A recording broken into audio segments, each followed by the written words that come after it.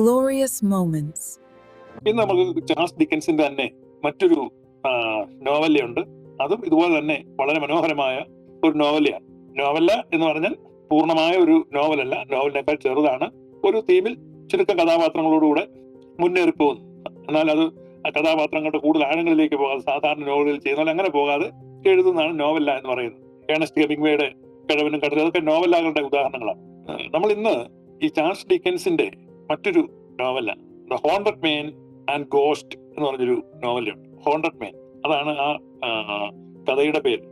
Haunted man and ghost bargain, പ്രേതാവേശിത മനുഷ്യനും ഭൂതത്തിന്റെ വിലപേശലും എന്ന് വേണമെങ്കിൽ മലയാളത്തിൽ തർജ്ജമ ചെയ്യാം. അപ്പോൾ ഇത് ക്രിസ്മസ് തലേന്നാണ് ഇത് സംഭവിക്കുന്ന ഈ കഥ. ഇതെല്ലാം ഈ ക്രിസ്മസ് തലേന്ന് സംഭവിക്കുന്നതിന്റെ കാരണം ഇന്ന് ഈ കൂടുതൽ നമുക്ക് ഹാലോവീനുമായിട്ട് ബന്ധപ്പെട്ടാണ് ഇന്നിപ്പോ യൂറോപ്പിലെ ആഘോഷങ്ങൾ. കാരണം ഒക്ടോബർ 31 ഹലോവീൻ.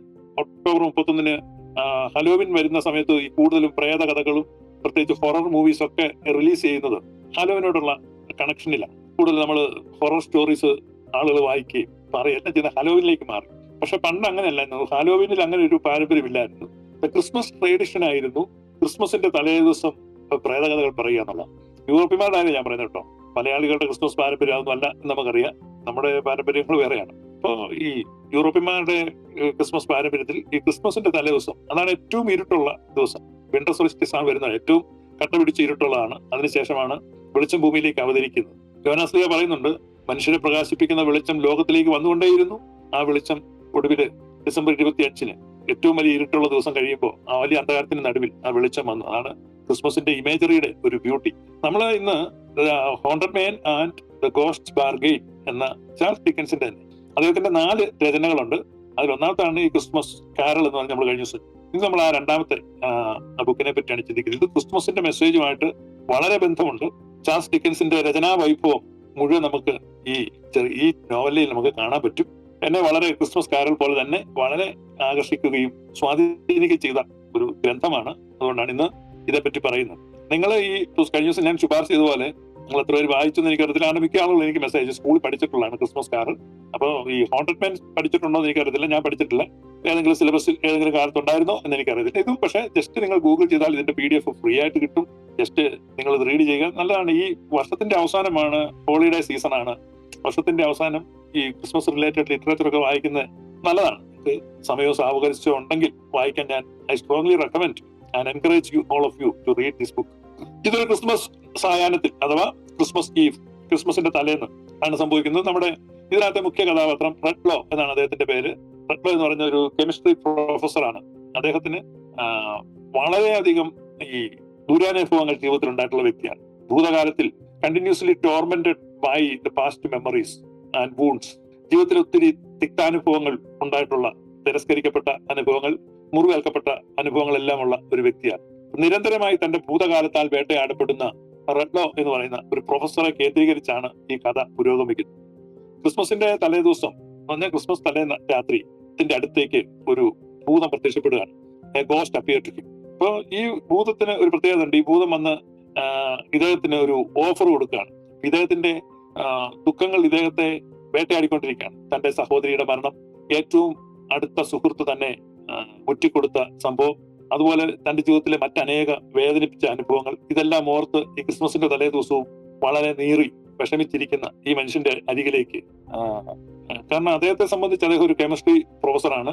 അദ്ദേഹത്തിന്റെ അക്കാദമികമായ വലിയ മികവ് അദ്ദേഹം പുലർത്തിയിട്ടുണ്ട്. അദ്ദേഹത്തിന്റെ ഇന്റലിജൻസിനും അദ്ദേഹത്തിന്റെ അച്ചീവ്മെന്റ്സിനും ഒന്നും അദ്ദേഹത്തിന്റെ ദുഃഖത്തെ വായിക്കാൻ കഴിഞ്ഞിട്ടില്ല.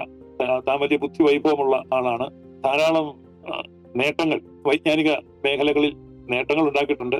പക്ഷെ അതൊന്നും അദ്ദേഹത്തിന്റെ ദുഃഖത്തെ ശമിപ്പിക്കുവാൻ പര്യാപ്തമായിരുന്നില്ല. അപ്പൊ ഞാൻ പറഞ്ഞു, ഇതുപോലെയുള്ള പേഴ്സണൽ ലോസുകളിൽ, മുറിവുകളിൽ, ഒറ്റിക്കൊടുക്കപ്പെട്ട, തിരസ്കരിക്കപ്പെട്ട അനുഭവങ്ങളിലെല്ലാം അദ്ദേഹം വളരെ ദുഃഖിതനായി ജീവിക്കുന്ന ഒരു വ്യക്തിയാണ്. അപ്പൊ അങ്ങനെയുള്ള ഒരു വ്യക്തിയുടെ അരികിലേക്കാണ് ഈ ക്രിസ്മസിന്റെ തലേ ദിവസം ഈ ഭൂതം വരുന്നത്. ഈ ഭൂതം വന്നിട്ട് അദ്ദേഹത്തിന് ഒരു ഓഫർ കൊടുക്കുകയാണ്.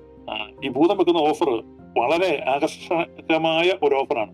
ഭൂതം പറയുകയാണ്, നിന്റെ കഴിഞ്ഞ കാല ജീവിതത്തിലെ വേദനിപ്പിക്കപ്പെട്ട അനുഭവങ്ങളും ഓർമ്മകളും അതെല്ലാം ഞാൻ നിന്റെ മനസ്സിൽ നിന്ന് വായിച്ച് കളയാം. That is offer.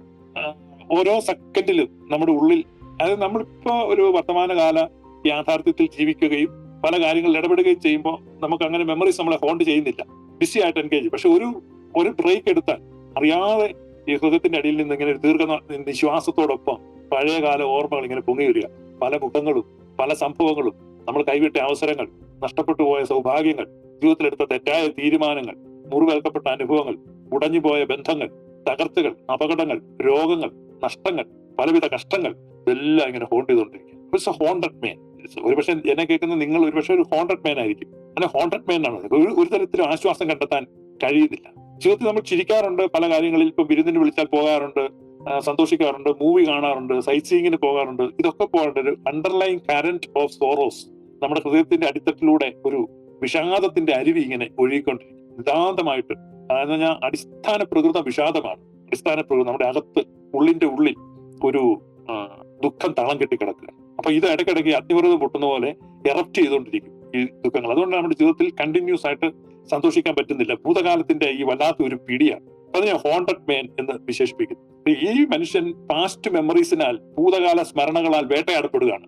നിരന്തരമായി അസ്വസ്ഥപ്പെട്ട് ജീവിക്കുക. പ്രിയപ്പെട്ടവർ നഷ്ടപ്പെട്ട ദുഃഖം, ബിസിനസ്സിൽ വന്ന നഷ്ടങ്ങൾ, ബിസിനസ് പങ്കാളി ചതിച്ച അനുഭവങ്ങൾ, ഉറ്റ സുഹൃത്ത് ഒറ്റിക്കൊടുത്ത അനുഭവങ്ങൾ, ഇങ്ങനെ നിങ്ങൾക്കും സമാനമായ അനുഭവങ്ങൾ കാണും. അപ്പൊ അങ്ങനെ വേദനിച്ചും ദുഃഖിച്ചും വ്യസനിച്ചും സങ്കടപ്പെട്ടും ബാധിക്കപ്പെട്ടും ഉള്ളു തുറന്ന് ചിരിക്കാൻ കഴിയാതെയും ഒക്കെ ഇരിക്കുന്ന ഈ റെഡ്ലോ എന്ന് പറയുന്ന ഈ കെമിസ്ട്രി പ്രൊഫസറുടെ മുമ്പിലേക്ക് ഈ ഭൂതം പ്രത്യക്ഷപ്പെട്ടിട്ട് പറഞ്ഞു, ഒരു ഓഫർ കൊടുക്കാൻ. ഞാൻ നിന്റെ മനസ്സിൽ നിന്ന് കഴിഞ്ഞകാല സ്മരണകൾ, ഈ വേദനിപ്പിക്കപ്പെട്ട ഓർമ്മകൾ മുഴുവൻ തുടച്ചു നീക്കാം. ഒരുപക്ഷെ ഒരു സ്ലൈറ്റിൽ നിന്ന് കല്ലുവരിച്ചിൽ വെച്ച് എഴുതിയ കാര്യങ്ങളൊക്കെ ഒരു മഷിത്തണ്ട് കൊണ്ട് മായ്ച്ചു കളയുന്ന ലാഘവത്തോടെ, ഒരു ഇറൈസർ വെച്ച് പെൻസിലിന്റെ എഴുത്തുകൾ മായ്ച്ചു കളയുന്നത് പോലെ വളരെ മനോഹരമായിട്ട് തന്റെ മനസ്സിൽ നിന്ന് ഈ കഴിഞ്ഞ കാലത്തെ വേദനിപ്പിക്കപ്പെട്ട നൊമ്പരപ്പെട്ട അനുഭവങ്ങളൊക്കെ മാറ്റിക്കളയും എന്നുള്ള ഓഫർ റെഡ്ലോയെ സംബന്ധിച്ച് വളരെ ആകർഷകമായി തോന്നി. കാരണം താൻ ജീവിതത്തിൽ നിരന്തരമായി പഴയ ഓർമ്മകളാൽ വേട്ടയാടപ്പെടുകയാണ്. ഒന്നും മറക്കാൻ കഴിഞ്ഞിരുന്നെങ്കിൽ, ഇതൊന്നും ഓർമ്മയിലേക്ക് പൊങ്ങി വരാതിരുന്നിരുന്നെങ്കിൽ, പണ്ട് നമ്മുടെ മലയാളത്തിലെ സിനിമ പാട്ടിനകത്തുണ്ട്, മറവിതൻ മാറിടത്തിൽ മയങ്ങാൻ കിടന്നാലും ഓർമ്മകൾ ഓടിയെത്തി ഉണർത്തിടുന്നു. അപ്പൊ കുത്തി കൊള്ളുന്ന ഈ നെഞ്ചിനകത്ത് ആരോ മനഃപൂർവ്വം ഇരുന്ന് നാരായം കൊണ്ട് പോറുന്ന പോലെ ഒരു അനുഭവമാണ് ഇങ്ങനെയുള്ള ആളുകൾക്ക് കഴിഞ്ഞകാല ജീവിതത്തിന്റെ ഓർമ്മകളിൽ വിഷമിക്കുക. അപ്പോഴാണ് ഈ ബെമ്പർ ഓഫറുമായിട്ട് ഭൂതം വരുന്നത്. ഭൂതം പറഞ്ഞിട്ട് ഞാനിതെല്ലാം അങ്ങ് വായിക്കും. ഇത് വളരെ സന്തോഷത്തോടെ ഓഫർ സ്വീകരിച്ചു. അപ്പൊ ഒരു ബോണസ് ഉണ്ട്, ഓഫറിന്റെ കൂടെ ഒരു ബോണസ് ഓഫർ ഉണ്ട്. അതായത് നിന്റെ മനസ്സിൽ നിന്ന് കഴിഞ്ഞ നാളുകളിലെ നീ വേദന അനുഭവിച്ചതും, നീ വഞ്ചിക്കപ്പെട്ടതും, നീ മുറിവേൽപ്പിക്കപ്പെട്ടതും, നീ തിരസ്കരിക്കപ്പെട്ടതുമായ എല്ലാ അനുഭവങ്ങളുടെയും ഓർമ്മകളെയും പൂർണ്ണമായും ഞാൻ എടുത്തു. പിന്നെ അങ്ങനെ ഒരു ചിന്തയില്ല, നിന്റെ മനസ്സിൽ അങ്ങനെ ഒരു ചിന്തയില്ല. കഴിഞ്ഞ നാളുകളിലെ ഒരു ദുരനുഭവം നിന്നെ ഓർക്കത്തില്ല. നീ വളരെ സ്വതന്ത്രനായും സന്തോഷചിത്തനായും ജീവിക്കാൻ പറ്റും. പക്ഷേ ഈ ഓഫർ എടുക്കുമ്പോൾ അതിന്റെ കൂടെ ഒരു ബോണസ് ഓഫർ ഉണ്ട്. അതായത് നീ ആരോടൊക്കെ ഇന്ററാക്ട് ചെയ്യുന്നോ അവരിലേക്കെല്ലാം ഈ ഗിഫ്റ്റ് ബെസ്റ്റ് ഓഫ് ചെയ്യപ്പെടും. പറഞ്ഞാൽ നീ പോയ ഒരാളോട് ഇന്ററാക്ട് ചെയ്യുമ്പോൾ അയാളുടെ ഉള്ളിൽ നിന്ന് പാസ്റ്റ് മെമ്മറീസിലുള്ള എല്ലാ വേദനകളും, എല്ലാ സോറോസും, എല്ലാ പെയിൻഫുൾ മെമ്മറീസും പോവും. അവരും നിന്നെ പോലെ സ്വതന്ത്രരാകും. ഇദ്ദേഹത്തിന്റെ സന്തോഷം ശതഗുണീഭവിച്ചു എന്ന് പറയാതെ പറ്റില്ല. കാരണം ഇദ്ദേഹത്തിന് മാത്രമല്ല, ഇദ്ദേഹം പിന്നെ ബന്ധപ്പെടാൻ പോകുന്നവർക്കെല്ലാം ഈ അനുഗ്രഹിക്കപ്പെട്ട തലത്തിലേക്ക് ഉയർത്തപ്പെടുന്ന ഒരു ഓഫറാണ് കിട്ടിയിരിക്കുന്നത്. ഇദ്ദേഹം സന്തോഷത്തോട് അത് ശരി, അങ്ങനെ ആവട്ടെന്നു. അപ്പൊ അങ്ങനെ ആ ക്രിസ്മസ് സായാഹ്നത്തിൽ ഇദ്ദേഹം ഈ ഓഫർ സ്വീകരിക്കുകയാണ്. പിന്നീട് അങ്ങനെ എല്ലാ പെയിനും ഫോർഗെറ്റ് ചെയ്യുകയാണ്. അപ്പൊ അത് ഇദ്ദേഹം ചിന്തിച്ചതുപോലെ അല്ല പിന്നീട് കഥ പുരോഗമിക്കുമ്പോൾ വരുന്നത്. അദ്ദേഹം പെട്ടെന്ന് ഈ ഭൂതം തന്റെ ഗിഫ്റ്റ് ഇദ്ദേഹത്തിന്റെ മേൽ ബെസ്റ്റോ ചെയ്തു. ആ സെക്കൻഡിൽ തന്നെ ഇദ്ദേഹത്തിന് ആ ചേഞ്ച് മനസ്സിലായി. പഴയ എല്ലാ ബർഡൻസും മാറിപ്പോയി, വിഷാദാത്മകത എല്ലാം മാറിപ്പോയി. അദ്ദേഹം വളരെ ഇമോഷണലി ഡിറ്റാച്ച്ഡ് ആയി, വികാരതരളിതനായും വികാരാവേശിതനായും ഒക്കെ ഇരുന്ന റെഡ്ലോയ്ക്ക് എല്ലാത്തരം അത്തരത്തിലുള്ള ഇമോഷൻസും ഒറ്റ സെക്കൻഡ് കൊണ്ട് ഹി ബിക്കെയിം സോ കോൾഡ്, ഒരു തണുത്തുറഞ്ഞ മനുഷ്യനായി. അപ്പൊ അദ്ദേഹം ഒരു പുതിയ ശക്തി തനിക്ക് കിട്ടുകയാണ്. അദ്ദേഹം തന്റെ വളരെ അടുത്ത ഒരു ഫാമിലി ഉണ്ട്. ആ ഫാമിലി ടെറ്റർബൈ ഫാമിലി എന്ന് പറഞ്ഞ ഒരു ഫാമിലി. അതൊരു കച്ചവടക്കാരാണ്, പക്ഷെ വളരെ ദരിദ്രരാണ്. അവർക്ക് വളരെ ദാരിദ്ര്യമുള്ളത് കൊണ്ട് അവർ ചെറിയ കച്ചവടം നടത്തുന്ന കടയിൽ തന്നെയാണ് താമസിക്കുന്നത്. അപ്പൊ അവർ വളരെ ദരിദ്രരാണ്, വളരെ കഷ്ടം അനുഭവിക്കുന്ന ഫാമിലി ആണെങ്കിലും അവർ വളരെ സന്തോഷചിത്തരും പരസ്പരം സപ്പോർട്ട് ചെയ്യുന്നതുമായ ഒരു ഫാമിലിയാണ്. ദാരിദ്ര്യമുണ്ട്, പ്രയാസങ്ങൾ ഷുവർലി ഉണ്ട്, പക്ഷേ എങ്കിലും അവർ വളരെ ഉത്സാഹഭരിതരും സന്തോഷചിത്തരും പരസ്പരം സപ്പോർട്ട് ചെയ്യുന്നതുമായ ഒരു കുടുംബമാണ്. ആ കുടുംബത്തിലേക്കാണ് ഈ കാലൻ ഈ ഗിഫ്റ്റുമായിട്ട് ചെല്ലുന്നത്. അപ്പൊ അദ്ദേഹം ചെന്ന് ഈ ഗിഫ്റ്റ് അവരിലേക്ക് പകരപ്പെട്ടു. അപ്പൊ അവരുടെ കഴിഞ്ഞ കാലങ്ങളിലെ കഷ്ടങ്ങളും വേദനകളും എല്ലാം അവരും ഒറ്റ സെക്കൻഡോട്ട് അവരും മറന്നുപോയി, ആ ഫാമിലി. അതോടുകൂടെ അവരുടെ സഹാനുഭൂതിയും മനസ്സലിവും ദയയും സഹായ മനസ്കതയും എല്ലാം ഒറ്റ നിമിഷം കൊണ്ട് ഈ റെഡ്ലോയുടെ ശാപ നിമിത്തം മാറി. ഞാനിപ്പോ റെട്ലോയുടെ ശാപം എന്ന് പറയുന്ന Redlaw's curse. Initially ghost offered it as a blessing. ഭൂതം ഒരു അനുഗ്രഹമാണെന്ന് പറഞ്ഞാണ് ഇത് കൊടുക്കുന്നത്. പക്ഷെ റെട്ലോ ഇതൊരു അനുഗ്രഹമാണെന്ന വിധത്തിലാണ് സ്വീകരിക്കുകയും ചെയ്തത്. പക്ഷെ in actuality that was a curse. അതൊരു ശാപമായിരുന്നു. അപ്പൊ ഇദ്ദേഹം ചെന്നതോടുകൂടെ ഈ ടെറ്റർബൈ ഫാമിലിയുടെ വൈബ് നഷ്ടപ്പെട്ടു. അവരുടെ ആ പരസ്പരം അവരെ ബന്ധിപ്പിച്ചിരുന്ന എല്ലാ ഫാബ്രിക്കും മുറിഞ്ഞുപോയി. എല്ലാ സ്നേഹ ചരടുകളും അറ്റുപോയി. അവരുടെ ബന്ധത്തിന്റെ ചരടുകൾ അറ്റുപോയി. അവരെല്ലാം വളരെ കോൾഡ് ഹാർട്ടഡ് ആയി, സ്വാർത്ഥരായി. അവര് പരസ്പരം ആദ്യമായി വഴക്ക് പിടിക്കാൻ തുടങ്ങി. അവരുടെ ആ എന്താണ് പറയുന്നത്, പരസ്പരമുള്ള സഹാനുഭൂതിയും മനസ്സലിവും എല്ലാം അവർക്ക് നഷ്ടപ്പെട്ടു. അവര് പിന്നീട് ഈ കഥ പുരോഗമിക്കുമ്പോൾ ഈ ശാപം പലരിലേക്ക് സ്പ്രെഡ് ചെയ്യപ്പെടുകയാണ്. അവിടെ ഒരു വളരെ ദരിദ്രനായ ഒരു ബാലനുണ്ട്. വളരെ കഷ്ടതകളിൽ വളർന്നു വന്ന ഒരു ബാലനാണ്. ഈ ശാപം ആ ബാലന്റെ മേൽ വന്നു വീഴുമ്പോൾ അവന്റെ എല്ലാ പെയിൻഫുൾ മെമ്മറീസും പെട്ടെന്ന് തന്നെ നഷ്ടപ്പെടുകയാണ്. എല്ലാ ശാപങ്ങളും അവനിലേക്ക് വന്ന് വീഴുകയാണ്. പിന്നീട് പല കഥാപാത്രങ്ങളും ഈ ശാപത്തിന് അധീനരാകുന്നതായിട്ട് നമ്മൾ കാണുന്നുണ്ട്. അതിനകത്ത് മില്ലി സ്വിറ്റ്കർ എന്ന് പറഞ്ഞ ഒരു കഥാപാത്രത്തെ എടുത്തു കാണിക്കുന്നുണ്ട്. ആ കഥാപാത്രം ഇദ്ദേഹത്തിന്റെ ഒരു സെർവന്റിന്റെ വൈഫാണ്. വില്യം സ്വിറ്റ്കറിന്റെ വൈഫാണ്. അവർ വളരെയധികം സഹായിക്കുന്ന, മറ്റുള്ളവരെ ശുശ്രൂഷിക്കുന്ന, കെയർ ചെയ്യുന്ന ഒരു സ്ത്രീയാണ്. അപ്പൊ ഈ കഥ പുരോഗമിക്കുമ്പോൾ ഇദ്ദേഹത്തിന്റെ ശാപം ഒരാൾ ഏറ്റുവാങ്ങി അവന്റെ പഴയ മെമ്മറി എല്ലാം മാറിപ്പോകുമ്പോഴേക്കും ആ വീട്ടിൽ അവന് ഒരു രോഗിയൊക്കെ ആയിട്ട് വളരെ കഷ്ടപ്പെട്ട മനുഷ്യനാണ്. ഇയാളെ നേഴ്സ് ചെയ്തത് ഈ സ്ത്രീയാണ്. അപ്പൊ ഈ സ്ത്രീ നമ്മുടെ മദർ തെരേസയെ പോലെയുള്ള ഒരു ക്യാരക്ടറാണ്. അപ്പൊ അവരിങ്ങനെ ഈ വീട്ടിലോട്ട് വരുന്ന കാണുമ്പോൾ ഇയാളുടെ കണ്ണിൽ പെട്ടാൽ അവരിലേക്കും ഈ ശാപം വരും. ഇദ്ദേഹം ഒളിച്ചിരിക്കുന്ന ഒരു ഭാഗമുണ്ട്. കാരണം അപ്പോഴേക്കും ഇദ്ദേഹത്തിന് മനസ്സിലായി ഇത് അനുഗ്രഹമല്ല, ഇതൊരു ശാപമാണ് എന്ന് മനസ്സിലായിട്ട് ഇദ്ദേഹം ഒളിച്ചിരിക്കുന്നൊക്കെ ഉണ്ട് കഥയ്ക്കാണ്. നിങ്ങൾ ആ കഥ വായിച്ചാൽ ഒളിച്ചിരുന്നിട്ട് പറയുന്നുണ്ട്, എന്നെ ഒരിക്കലും അവളെ കാണരുത്, എന്നെ കാണരുത്, കാരണം അവൾക്കും ഈ അനുഭവം ഉണ്ടാകും. അവളെങ്കിലും നന്നായിട്ട് മറ്റുള്ളവരെ സഹായിക്കട്ടെ. ഷുവറായിട്ടും അവളുടെ ജീവിതത്തിൽ ഒരുപാട് കഴിഞ്ഞ കാലങ്ങളിൽ എല്ലാം നല്ല അനുഭവമല്ല. അങ്ങനെ ഒരു വ്യക്തി ഇല്ല. ലോകത്ത് എല്ലാവർക്കും സുഖദുഃഖ സമ്മിശ്രമായ ഒരു ജീവിതമാണുള്ളത്. അപ്പൊ സുഖം മാത്രമുള്ള ജീവിതം, സുഖം മാത്രം ഉള്ള ഓർമ്മകൾ, ഇത് ശരിക്കും ഒരു അനുഗ്രഹമല്ല എന്നാണ് ഈ ഡിക്കൻസ് ഈ കഥയിലൂടെ നമ്മെ പഠിപ്പിക്കുന്നത്. പിന്നീട് ഈ സ്ത്രീയിൽ നിന്ന് ഇയാൾ ഒളിച്ചിരിക്കുകയാണ്. കാരണം അവളെങ്കിലും പിന്നീട് അവൾ അവിടെ ആകെ ഈ ഇദ്ദേഹവുമായിട്ട് ബന്ധപ്പെടുന്ന എല്ലാ സർക്കിളിലുള്ള എല്ലാവരുടെയും വേദനയുടെ ഓർമ്മകളെല്ലാം പോയിട്ട് എല്ലാവരും വളരെ തന്നിഷ്ടക്കാരും സ്വാർത്ഥരും. ഈ ശാപത്തിൽ നിന്ന് ഒഴിവുള്ളത് ആകെപ്പാടെ ഈ സ്വിറ്റ്കർക്ക് മാത്രമാണ്, വില്ലി സ്വിറ്റ്കർക്ക് മാത്രമാണ് ഈ ശാപത്തിൽ നിന്ന് ഒഴിവുള്ളത്. ഈ സ്വിറ്റ്കർ ഏറ്റവും കൂടുതൽ ചികിത്സിക്കുകയും ഏറ്റവും കൂടുതൽ ശുശ്രൂഷിക്കുകയും ഒക്കെ ചെയ്ത വ്യക്തി പോലും വളരെ മോശമായിട്ട് അവരോട് സംസാരിക്കുകയും അവരെ ഇറക്കി വിടുകയൊക്കെ ചെയ്യുന്നുണ്ട്. കാരണം അയാൾ മറന്നുപോയി. കഴിഞ്ഞ നാളുകളിൽ ഇവർ അവരോട് അദ്ദേഹത്തോട് കാണിച്ച സഹാനുഭൂതിയും സ്നേഹവും കരുണയും എല്ലാം മറന്നുപോയി. എല്ലാ ആളുകളും അങ്ങ് മറക്കുകയാണ്. അങ്ങനെ അതാണ് ഈ മറവിയുടെ അനന്തരഫലമാണ്. അതുകൊണ്ട് മറന്നതുകൊണ്ട് ഇദ്ദേഹം പൂർണ്ണമായിട്ടും മറന്നുപോയി.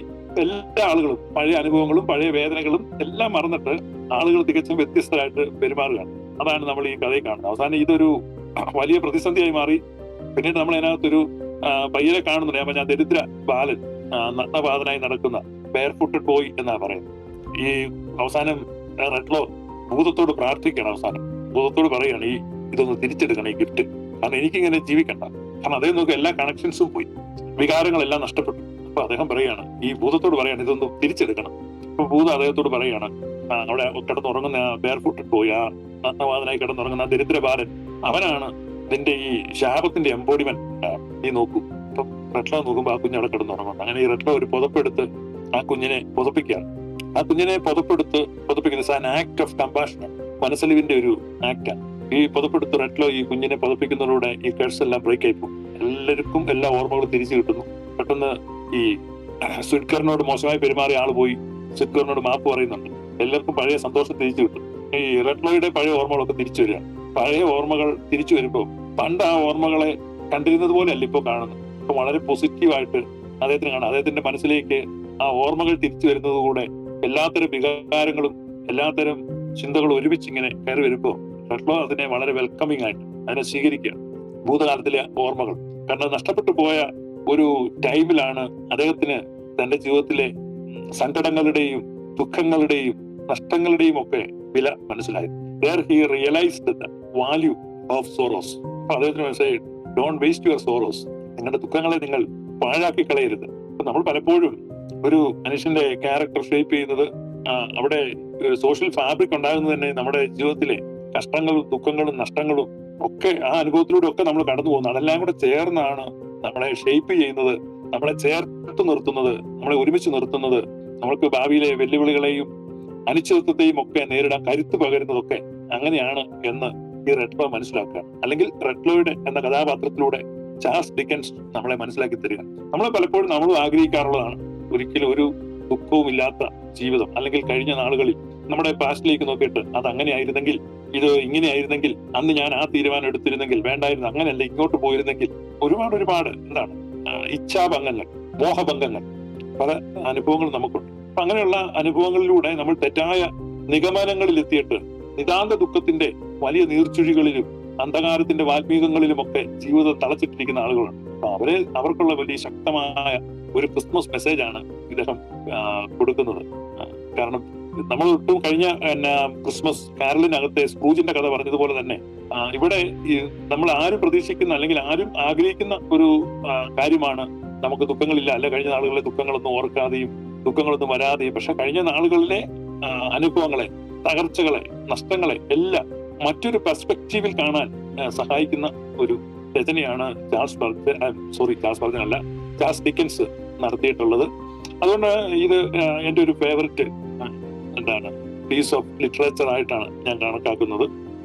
ഞാൻ പറഞ്ഞ ഈ സമ്മറി കേട്ടിട്ട് നിങ്ങൾ തൃപ്തിപ്പെടരുത്. നിങ്ങൾ തന്നെ, ഞാനതുകൊണ്ട് പല ഡീറ്റെയിൽസ് ഞാൻ മനഃപൂർവ്വം വിട്ടിട്ടാണ് പറഞ്ഞിരിക്കുന്നത്. കാരണം നിങ്ങൾ വായിക്കുന്നുള്ളവർക്ക് ആവർത്തന വിരസത തോന്നാതെ ആ വായനയുടെ ആസ്വാദ്യത നിലനിൽക്കേണ്ടതിന് ഞാൻ ഒരുപാട് ഡീറ്റെയിൽസ് മനഃപൂർവ്വം ഒഴിവാക്കി. എനിക്ക് വേണമെന്നൊക്കെ പറയാമായിരുന്നു, മനഃപൂർവ്വം പറയുന്നതാണ്. കാരണം ഇത് കേൾക്കുന്ന ആളുകൾക്ക് അത് കിട്ടരുതെന്നുള്ള ഉദ്ദേശത്തിലല്ല ഞാൻ പറയാനത്, മറിച്ച് ഈ പുസ്തകം തപ്പിപ്പിടിച്ച് വായിക്കാൻ ആഗ്രഹിക്കുന്നവർക്ക് എന്തെങ്കിലും കിട്ടണം എന്നുള്ള ഉദ്ദേശത്തിലാണ് വിൽഫുൾ ഒമിഷൻ ഞാൻ നടത്തിയിരിക്കുന്നതാണ്. പലത് ഒമിറ്റ് ചെയ്താ പറഞ്ഞിരിക്കുന്നത്. കാരണം അത്രമാത്രം ഒരു ബ്യൂട്ടിഫുൾ നരേഷനാണ് ചാൾസ് ഡിക്കൻസിന്റേത്.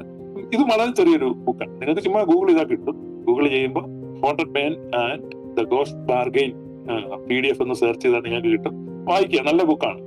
വായിക്കാനും കീപ്പ് ചെയ്യാനും ഒക്കെ നല്ലൊരു ബുക്കാണ്. കാരണം ഇത് മനുഷ്യന്റെ ജീവിതത്തെ ശരിക്കും വരച്ചു കാണിക്കുന്ന, മനുഷ്യ ജീവിതത്തിന്റെ നേച്ചറിനെ നമ്മൾ വരച്ചു കാണിക്കുന്ന ഒരു പുസ്തകമായിട്ടാണ് എനിക്ക് മനസ്സിലാകുന്നത്. ഇപ്പൊ ഭൂതം എന്ന് പറയുന്നത് ഇദ്ദേഹത്തിന്റെ തന്നെ ഒരു ഇമേജ് ആയിട്ടാണ്. അതായത് ഇദ്ദേഹത്തിന്റെ മനസ്സിലെ ചിന്തകൾ ഭൂതമായിട്ട് ഡബിൾ റിഫ്ലക്ഷൻ ആയിട്ട് പ്രത്യക്ഷപ്പെടുന്നതായിട്ടാണ് അതിനകത്ത് അവതരിപ്പിക്കുന്നത്.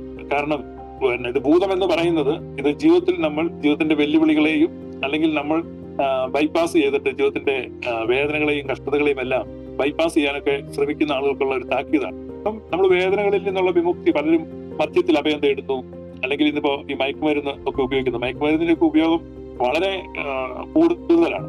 മയക്കുമരുന്ന് ഉപയോഗിക്കുന്നവർക്ക് പറയാനുള്ള ന്യായം ഇതാണ്: എല്ലാം ഒന്ന് മറക്കണം, ഈ ലൈഫിന്റെ റിയാലിറ്റീസിൽ നിന്ന് കുറച്ച് സമയത്തേക്കെങ്കിലും ഒളിച്ചോടി പോകണം. അതെന്ന് പറഞ്ഞാൽ റെഡ്ലോയുടെ ആഗ്രഹം തന്നെയാണ്. റെഡ്ലോയ്ക്കും അതായിരുന്നു, ഈ ദുഃഖങ്ങൾ, ഈ അനുഭവങ്ങൾ, ഈ ഓർമ്മകൾ ഇതൊക്കെ എന്നെ ഹോണ്ട് ചെയ്യാൻ. വൺസ് അത് പോയി കഴിഞ്ഞപ്പോ റെഡ്ലോയ്ക്കുണ്ടായ നഷ്ടബോധം, ശൂന്യതാബോധം, തനിക്ക് ആ വേദനകൾ തന്റെ കൂടെ ഉണ്ടായിരുന്നതിനേക്കാൾ വലിയ നഷ്ടമാണ് തനിക്ക് വന്നിരിക്കുന്നത് റെഡ്ലോ തിരിച്ചറിയുമ്പോൾ അദ്ദേഹം ആ മെമ്മറീസിനെ, അതായത് പെയിൻഫുൾ മെമ്മറീസിനെ റിസ്റ്റോർ ചെയ്യാൻ പ്രാർത്ഥിക്കുക. അപ്പൊ റെഡ്ലോയ്ക്ക് അറിയാം ഇതെല്ലാം പെയിൻഫുൾ ആണ്. പക്ഷെ ആ പെയിൻഫുൾ മെമ്മറീസ് തന്നെ കണക്ട് ചെയ്യിക്കുകയാണ്. തനിക്ക് ഇമോഷണൽ ഡിറ്റാച്ച്മെന്റ് സംഭവിച്ചിരിക്കുകയാണ്. ആ ഇമോഷണൽ ഡിറ്റാച്ച്മെന്റിൽ നിന്ന് ഒരു വിമുക്തിയാണ്. വൈകാരികമായിട്ട് തന്റെ എല്ലാ വൈകാരികതകളിൽ നിന്നും താൻ വിച്ഛേദിക്കപ്പെട്ടിരിക്കുന്നു. അപ്പൊ ആ വൈകാരിക അനുഭൂതികളിലേക്ക് തിരിച്ചു താൻ പുനഃസ്ഥാപിക്കപ്പെടുന്ന ഒരു അനുഭവത്തിലേക്കാണ് അദ്ദേഹം ആഗ്രഹിക്കുന്നത്. അപ്പൊ അതുകൊണ്ട് നിങ്ങളുടെ ജീവിതത്തിലെ കഴിഞ്ഞ നാളുകളിലെ ഓർമ്മകൾ ശരിക്കും നെഗറ്റീവ് ആയിരിക്കും, അല്ലെങ്കിൽ ആ ഓർമ്മകൾ പോലും പോസിറ്റീവായിട്ട് അതിനെ കാണാൻ, അത് ഇങ്ങനെയുള്ള അനുഭവങ്ങളൊക്കെയാണ് നിങ്ങളെ ഇന്നത്തെ മനുഷ്യനാക്കി നിർത്തിയിരിക്കുന്നത്. നിങ്ങളിലുള്ള നന്മ, നിങ്ങളിലുള്ള മനുഷ്യത്വം, നിങ്ങളിലുള്ള ആർദ്രത, നിങ്ങളിലുള്ള കരുണ, നിങ്ങളിലുള്ള ദയ, നിങ്ങളിലുള്ള മനസ്സലിവ്, നിങ്ങളിൽ മറ്റുള്ളവരെ മനസ്സിലാക്കാനുള്ള കഴിവ്, ഇതെല്ലാം നിങ്ങൾക്ക് ഇന്ന് ഉള്ള വിധത്തിൽ നിങ്ങളിൽ ഉണ്ടാകുന്നത് നിങ്ങളുടെ കഴിഞ്ഞ നാളിലെ നെഗറ്റീവ് എന്ന് നിങ്ങൾ കരുതുന്ന പല അനുഭവങ്ങളിലൂടെയും നിങ്ങൾ കടന്നു പോയത് കൊണ്ടാണ് നിങ്ങൾ ഇങ്ങനെ ആയിരിക്കും. അപ്പൊ നിങ്ങൾ ജനിച്ച അന്നു മുതൽ ഇന്ന് വരെയും ഒരു വേദനയും കാണാതെ, ഒരു ദുഃഖവും കാണാതെ, ഒരു സങ്കടവും കാണാതെ നിങ്ങൾ വളർന്നു വന്നിരുന്നെങ്കിൽ നിങ്ങൾ ഈ ലോകത്തിൽ ഏറ്റവും ഒരു വേസ്റ്റ് മനുഷ്യനായി. അതുകൊണ്ട് എന്നെ കേട്ടുകൊണ്ടിരിക്കുന്ന നിങ്ങൾ ഈ വർഷത്തിന്റെ അവസാനത്തിലേക്ക് വരുമ്പോൾ നിങ്ങൾക്ക് ജീവിതത്തിൽ നിശ്ചയമായിട്ടും ദുഃഖങ്ങളും കഷ്ടങ്ങളും സങ്കടങ്ങളും നൊമ്പരങ്ങളും വ്യഥകളും വേവദുക്കളും തിരസ്കരിക്കപ്പെട്ട അനുഭവങ്ങളും മുറിവേൽക്കപ്പെട്ട അനുഭവങ്ങളും ഒരുപാട് മോഹഭംഗങ്ങളും ഇച്ഛാഭംഗങ്ങളും ഇങ്ങനെ ഒരുപാട് കാര്യങ്ങൾ നിങ്ങൾക്ക് കാണും. ലൈഫ് ഇതെല്ലാം കൂടെ ചേർന്ന് ഇത് ഒഴിവാക്കിയിരുന്നെങ്കിൽ എനിക്ക് മാത്രം എന്താണ് ഇങ്ങനെ സംഭവിച്ചത്, അതൊന്ന് ഒഴിവാക്കി കിട്ടിയിരുന്നെങ്കിൽ നിങ്ങൾ പലപ്പോഴും ചിന്തിക്കുന്നുണ്ടല്ലേ, അത് ഒഴിവാക്കി കിട്ടിയിരുന്നില്ല, അത് ഒഴിവായില്ലെങ്കിലും ഈ പണ്ടാരം പിടിച്ച അല്ലെങ്കിൽ ഈ നാശം പിടിച്ച ഈ ഓർമ്മകളൊന്ന് മാറിക്കിട്ടിരുന്നെങ്കിൽ ഇങ്ങനെയൊക്കെ നമ്മൾ ചിന്തിക്കാം. പിന്നെ ഇത് മനസ്സിൽ പൊങ്ങി വരികയാണ്. അപ്പൊ അങ്ങനെ പൊങ്ങി വന്നുകൊണ്ടിരുന്ന ആള് ആ ഓർമ്മകളിൽ നിന്നുള്ള വിമുക്തിക്കായി ഈ ഭൂതത്തെ ആശ്രയിച്ചിട്ട് അത് അതിനേക്കാൾ വലിയ ഒരു ദുരന്തമായിരുന്നു. അപ്പോ ഈ ഓർമ്മകൾ നമുക്ക് ബെനിഫിറ്റ് ആണ്, ഇറ്റ് ഇസ് എ ഗെയിൻ എന്നാണ് ചാൾസ് ഡിക്കൻസ് നമ്മെ പഠിപ്പിക്കുന്നത്. അതുകൊണ്ട് നമ്മുടെ കഷ്ടങ്ങളും നഷ്ടങ്ങളും അത് ഒരു നഷ്ടമായിട്ട് അല്ലെങ്കിൽ അത് ശാപമായിട്ടോ മനസ്സിലാക്കാതെ നമ്മൾ അതിനെ പോസിറ്റീവായിട്ട് കാണാൻ വേണ്ടി ശ്രമിക്കുക. അപ്പൊ അതിനകത്ത് ആ നഗ്നവാദനായ കുഞ്ഞ് അവഗണിക്കപ്പെട്ട ദാരിദ്ര്യത്തിന്റെ ഒക്കെ പ്രതീകമാണ്. ആ കുഞ്ഞിന് വേണ്ടത്ര പരിഗണനകളോ ഷൂസോ വസ്ത്രമോ ഒന്നും കിട്ടിയിട്ടില്ല. ആ കുഞ്ഞു പോലും ഈ ശാപത്താൽ ഗ്രസിക്കപ്പെടുകയാണ്. നന്ദിശൂന്യനായി സ്മരണാരഹിതനായി മാറുകയാണ്. അപ്പൊ നമ്മൾ നന്ദിശൂന്യരായും സ്മരണാരഹിതരായും മാറരുത്. ഓർമ്മകൾ ഉണ്ടായിരിക്കണം എന്ന് കേട്ടൊരു ലാപ്ടോപ്പ്, ഓർമ്മകൾ ഉണ്ടായിരിക്കണം, ഒന്നും മറക്കരുത്, ഓർത്തിരിക്കണം. അപ്പൊ ജീവിതത്തിൽ ഓർമ്മകളാണ് നിങ്ങളുടെ ഏറ്റവും വലിയ സമ്പാദ്യം. ഈ അൽഷിമേഴ്സ് രോഗികളൊക്കെ കണ്ടിട്ടില്ല, അൽഷിമേഴ്സ് അല്ലെങ്കിൽ ഡിമെൻഷ്യ ബാധിച്ചവരൊക്കെ, അതൊരു ശാപകരമായ അവസ്ഥയാണ്. ഓർമ്മകളെ ഓർത്ത് നന്ദി പറയുക. കാരണം ജീവിതത്തിനെ നന്ദി എന്ന് പറയുമ്പോൾ നിങ്ങളുടെ ലൈഫിലെ ആ പാസ്റ്റിൽ നിങ്ങൾക്കുണ്ടായ നഷ്ടങ്ങൾ, ഒരുപക്ഷെ അപമാനിക്കപ്പെട്ട അനുഭവങ്ങൾ, ആ ഓർമ്മകളെല്ലാം ഓർത്ത് നിങ്ങൾ നന്ദി പറയുക. വിശുദ്ധ കുർബാനയില് കാസ ഉയർത്തപ്പെടുമ്പോൾ അതാണ് സ്തോത്രാർപ്പണം, യൂക്രിസ്റ്റ് എന്ന് പറയുന്നതാണ്. നിങ്ങളുടെ ജീവിതത്തിന്റെ കാസയും നിങ്ങൾ ഉയർത്തുക. കയ്പ് നീര് നിങ്ങൾക്ക് പലപ്പോഴും കുടിക്കേണ്ടി വന്നിട്ടുണ്ടാകാം. അത് നിങ്ങളെ ഷേപ്പ് ചെയ്ത് നിങ്ങൾ എന്ത് ചെയ്തിരിക്കുകയാണ്, മനുഷ്യവർഗത്തോട് അറ്റാച്ച് ചെയ്ത് നിർത്തിയിരിക്കുക. നിങ്ങളുടെ ദുഃഖങ്ങൾ, വേദനകൾ, കഴിഞ്ഞ കാല ജീവിതത്തിലെ നൊമ്പരങ്ങൾ നിങ്ങളെ തുടർച്ചയായി റിമൈൻഡ് ചെയ്യിക്കുകയാണ്. You belong here. നിങ്ങളുടെ വേദനകളിലാണ് നിങ്ങൾ നിങ്ങളുടെ സഹജീവികളുടെ കാരുണ്യവും സ്പർശനവും ഒക്കെ അനുഭവിച്ചിട്ടുള്ളത്. ഒരിക്കൽ പോലും രോഗിയാകാത്ത മനുഷ്യൻ ജീവിതത്തിൽ ഒരിക്കൽ പോലും ഹോസ്പിറ്റലിൽ പോയിട്ട്, എന്നാൽ മനോരമ ഉണ്ടായിരുന്ന ഒരാളെ പറ്റി. ഇപ്പൊ ഞാൻ ആർട്ടിക്കിൾ വായിച്ചു കഴിഞ്ഞപ്പോൾ എന്റെ അടുത്തൊരു പാസ് ഇരിപ്പുണ്ടായിരുന്നു. ആ പാസ് വെച്ച് കൊള്ളാല്ലേ, ഞാൻ പറഞ്ഞു ഏറ്റവും ഹതഭാഗ്യനായ മനുഷ്യൻ. അപ്പോൾ ഈ ആരോഗ്യത്തെ പറ്റി ഒക്കെ പ്രസംഗിക്കുന്ന ഭാഷ ഹെൽത്ത് ആൻഡ് പ്രോസ്പെരിറ്റി പുള്ളി അടിപൊളിയല്ലേ. ഈ ഒരിക്കലും രോഗിയായിട്ടില്ല. ഞാൻ റിയൽ ഒരു പേഷ്യന്റ് കാര്യം പറഞ്ഞത്. മനോരമയിൽ വന്ന, ഞാൻ ആരുടെ പേരൊന്നും ഓർക്കുന്നില്ല, ഒരു സൺഡേ സപ്ലിമെന്റ്, ഏകദേശം 78 മറ്റോ വയസ്സുണ്ട്, ഇന്നും വരെ ഒരു മരുന്ന് കഴിക്കേണ്ടി വന്നിട്ടില്ല, ഒരു ആശുപത്രിയിൽ പോയിട്ടില്ല, പെർഫെക്റ്റ് ആണെന്നൊക്കെ പറഞ്ഞിങ്ങനെ ഇപ്പൊ ഞാനൊരു സൺഡേ സപ്ലിമെന്റിലാന്ന് തോന്നുന്നു, ഒരു ഞായറാഴ്ചയാണ്.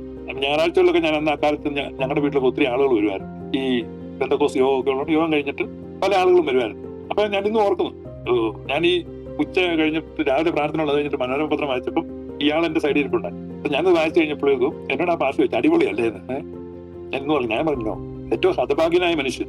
ഒരിക്കൽ പോലും രോഗിയായിട്ടില്ലേ നിങ്ങൾ? ഒരിക്കൽ പോലും നിങ്ങൾക്ക് ഒരു ആശുപത്രിവാസം ഉണ്ടായിട്ടില്ലേ? You missed a lot. കാരണം നിങ്ങളുടെ സഹജീവികളുടെ കാരുണ്യവും സ്പർശനവും ശുശ്രൂഷയും സ്നേഹവും കരുതലും ഒന്നും നിങ്ങൾക്ക് അനുഭവിക്കാൻ പറ്റിയിട്ടില്ല. സപ്പോർട്ട്, വിമർശിക്കപ്പെടുന്നു. എല്ലാ ക്രൂരമായ അനുഭവങ്ങളിലും ഒരു പോസിറ്റീവ് അംശമുണ്ട്. ഗ്ലോറിയസ് മൊമെന്റ്സ് കണ്ടതിന് നന്ദി.